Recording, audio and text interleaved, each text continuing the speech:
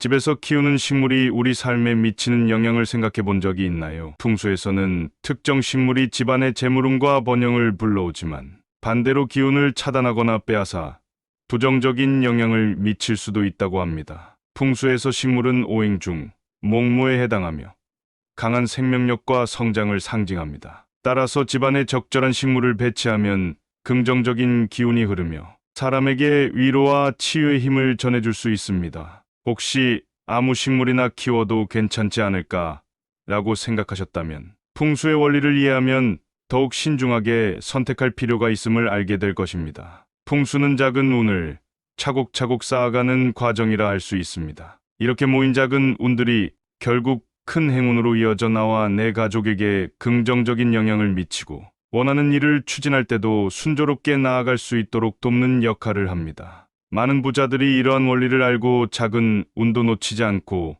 모아나가는 이유가 바로 여기에 있습니다. 오늘은 특히 재물운을 불러오는 식물과 반대로 집안에 좋은 기운을 막거나 빼앗아 갈 수 있는 식물에 대해 알아보겠습니다.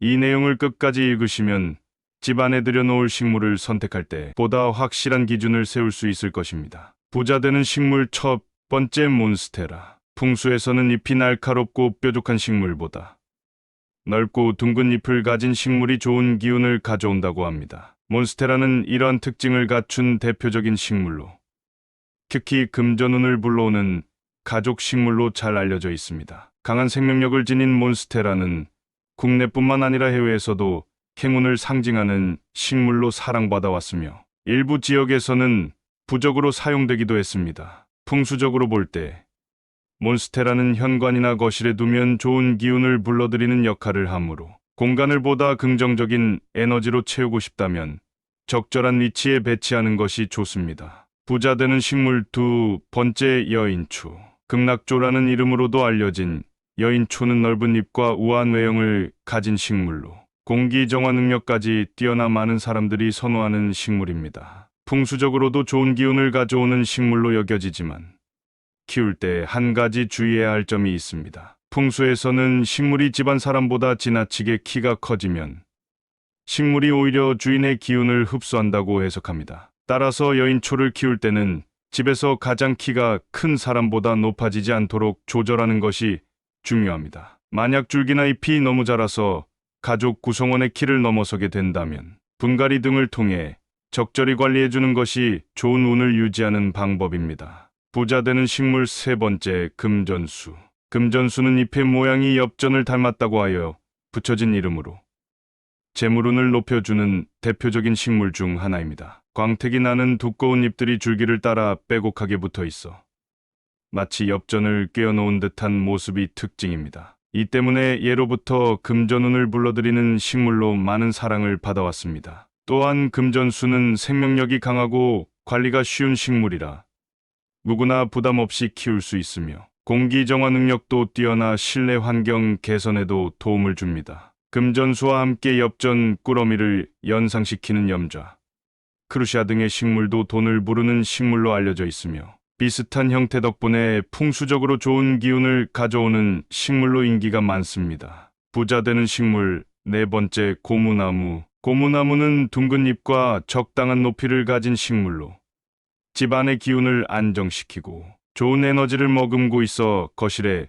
두기 좋은 식물입니다. 풍수적으로도 긍정적인 영향을 주는 식물로 알려져 있으며 특히 공간의 기운을 조화롭게 만들어줍니다. 고무나무는 강한 생명력을 지닌 식물로 집안의 음기를 줄이고 양기를 높이는 역할을 합니다. 하지만 주의할 점도 있습니다. 직사광선을 계속 받으면 잎이 탈 수 있기 때문에 적절한 밝기에 간접광에서 키우는 것이 좋습니다. 또한 고무나무의 넓은 잎은 먼지가 쌓이기 쉬운데 풍수적으로 잎에 먼지가 내려앉으면 좋은 기운이 흐르지 않는다고 합니다. 따라서 정기적으로 잎을 닦아 깨끗한 상태를 유지하면 더욱 좋은 운을 불러올 수 있습니다. 부자 되는 식물 다섯 번째 난초. 풍수에서는 일반적으로 뾰족한 잎을 가진 식물이 좋지 않다고 하지만 난초는 예외적인 경우로 꼽히는 식물입니다. 난초는 사람과 가장 닮은 식물로 여겨지며 집주인의 생명력과 함께한다고 보기 때문입니다. 예로부터 난초는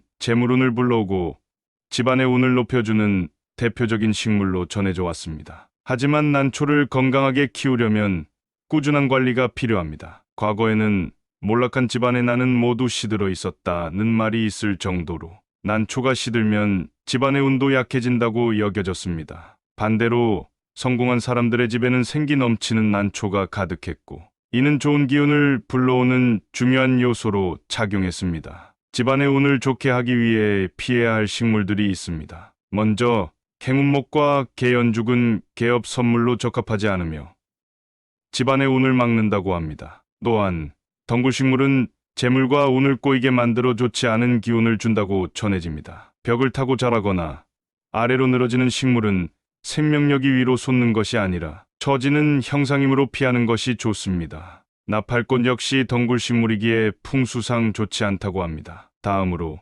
선인장은 가시가 많아 다툼의 기운을 지니고 있어 집안에 두지 않는 것이 좋습니다. 작은 다육식물은 괜찮지만 어느 정도 자라가시가 많은 선인장은 피하는 것이 바람직합니다. 또한 조화나 드라이플라워와 같이 이미 생명이 없는 식물은 풍수적으로 흉한 기운을 가진다고 하며 잘려나간 큰 나무 기둥도 같은 이유로 좋지 않다고 합니다. 마지막으로 사람의 키보다 큰 식물은 사람의 기운을 빼앗아간다고 하여 집안에 두는 것을 주의해야 합니다. 이는 특정 식물에만 해당하는 것이 아니라 모든 식물에 적용되는 사항이므로 관리가 필요합니다. 반대로 집안의 운을 높이는 좋은 식물도 있습니다. 대표적으로 몬스테라, 여인초, 금전수, 고무나무, 난초 등이 있으며 이러한 식물들은 부자되는 기운을 불러온다고 알려져 있습니다. 시대가 변해도 좋은 운을 모으는 것은 중요한 일이니 집안의 식물을 선택할 때